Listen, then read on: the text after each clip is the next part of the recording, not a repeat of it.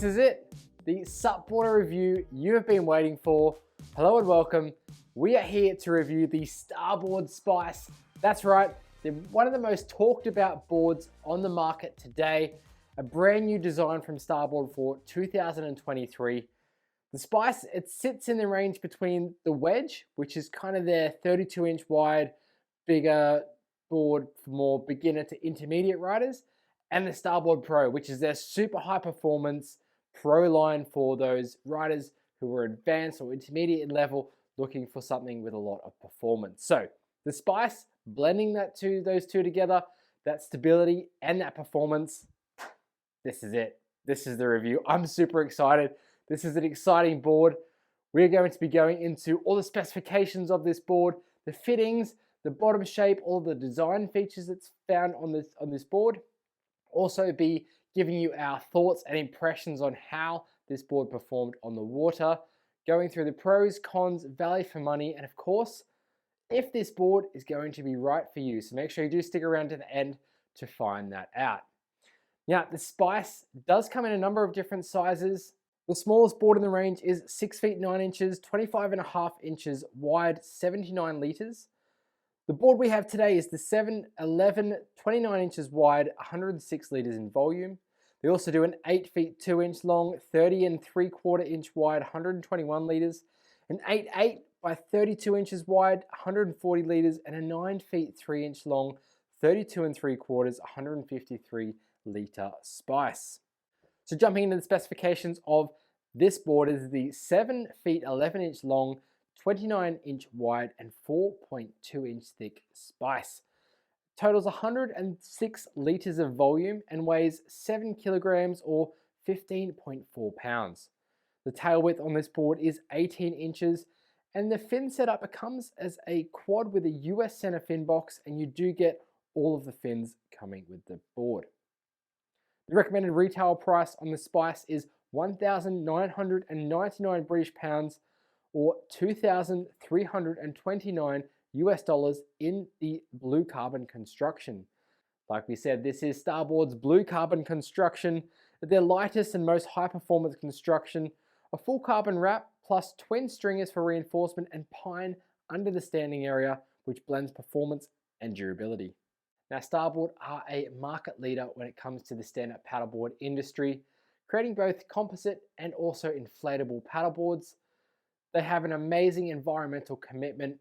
Everything comes wrapped in recyclable material. They're also planting mangroves. They are doing beach cleanups. They have a plastic offset program.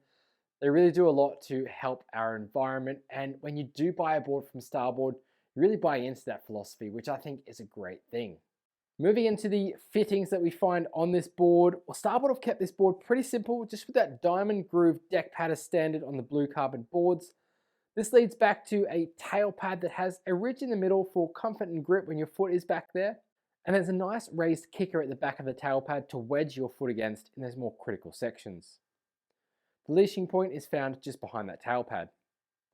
A comfortable carry handle in the middle makes carrying this board easy, and it is weighted well. If we flip the board over and we have a look at the fin setup, we'll notice that we have a quad fin FCS2 boxes and then a US center fin box. Now, the Spice Blue Carbon comes with carbon fins both in the thruster, the 2+1 setup, and also the rear quads, so you can mix it up. The fins are made from full carbon and are very, very stiff, which helps with turning performance, as when you apply pressure to the fin during a turn, the recoil is quicker and resets the fin to set you up for your next turn. Looking at the outline shape of the Spice, and the first noticeable break in the rail line comes from the wing or the hip in the tail. Now, this creates a narrower tail in the back of the board, so when you are stepping back for a turn, you are using the narrower part of the board, which turns the board quicker and easier. Now, one of the design elements that really interests me is the tail width on the Spice. Might not interest you, but listen to this. The tail width is 18 inches on the Spice. On the comparable sizes in the Starboard Pro range and also the Starboard Wedge range, the tail width is exactly the same.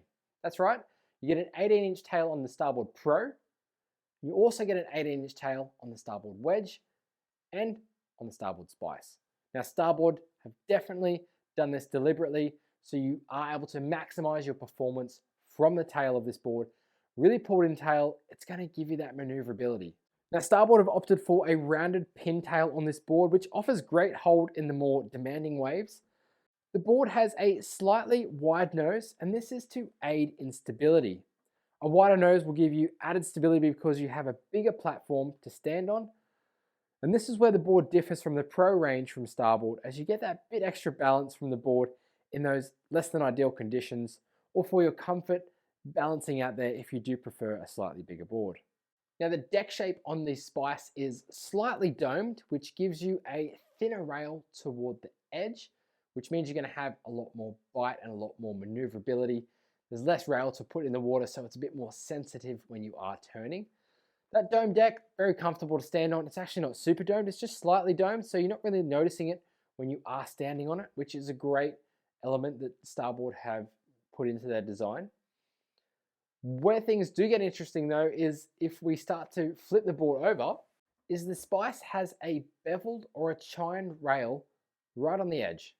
Now this little angle change on the rail means you are planing on a slightly narrower board, so it feels more responsive on the wave. So it comes in maybe 2.5, maybe almost 3 inches either side, which means you are only planing on that narrower part of the board when you do get up to speed and you are riding the wave. That just makes it super maneuverable. It makes you feel like you're riding a narrow board, and the board's just going to be faster as well. What it also does is it thins out the rail even more. So you have that dome deck and this chine working together to create a smaller rail on the edge. I think that's fantastic because you want a thinner rail edge for performance. You don't want to have a bulky rail because that bulky rail, when it does push into the wave face, it kind of wants to just get ejected back out. But with a thinner rail, you can sink it into the wave face a lot more. You have a lot more hold in the wave, and it's just going to be much better feel when you are surfing.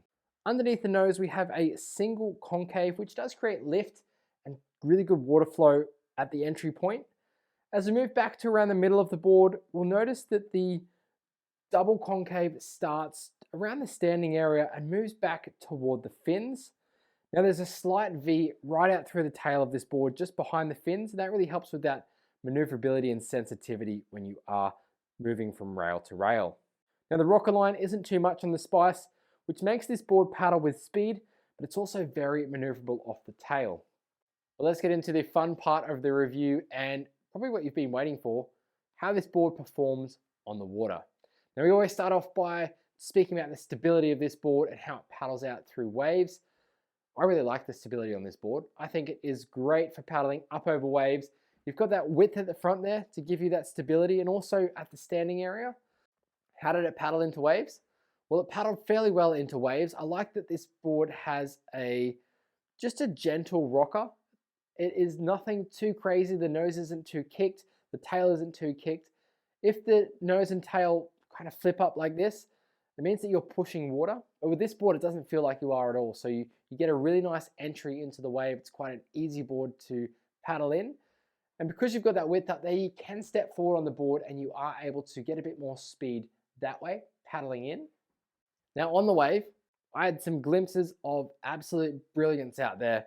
This board felt really nice under my feet, and it did feel lively as well with that little wing tail. You can step back on the tail, get this board to maneuver really, really well.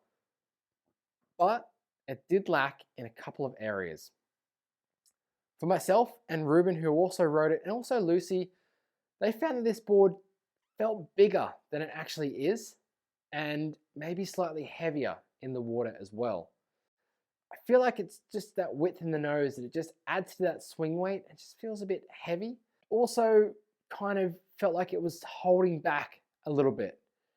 And I really think that's down to the way you ride it and also the fins that you use in it too.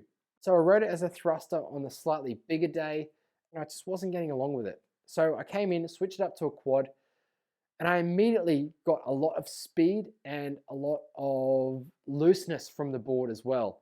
Something that I hadn't felt in this board before. So switching up the fins really did help.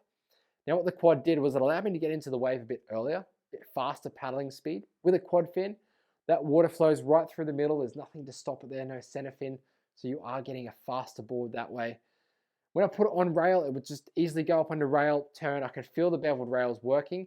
And I know that Zane Schweitzer has always said that you can actually feel it when you get onto rail, just how easy it just transitions from rail to rail and how it works and how it gives you that lift and drive.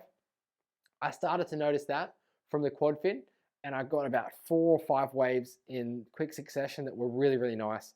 And it felt like it was the board I really wanted to ride. Now, one of the cons that we've noticed just after a bit of use, and this board also came to us used, was just the chipping on the side of the board just from the paddle. So the blue carbon looks like it does chip a little bit. It's not going to affect the performance of your board. It's not going to affect the water tightness of the board, but it just obviously affects the aesthetics. So a bit of rail tape can obviously help that. Another one of the cons, and Starboard, why didn't you make a smaller size in this? You obviously have the 6'9" by 25.5.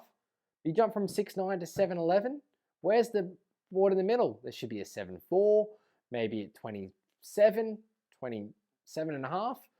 That would be, oh, that'd be ace. Just for riders like me, like Ruben, like Lucy even.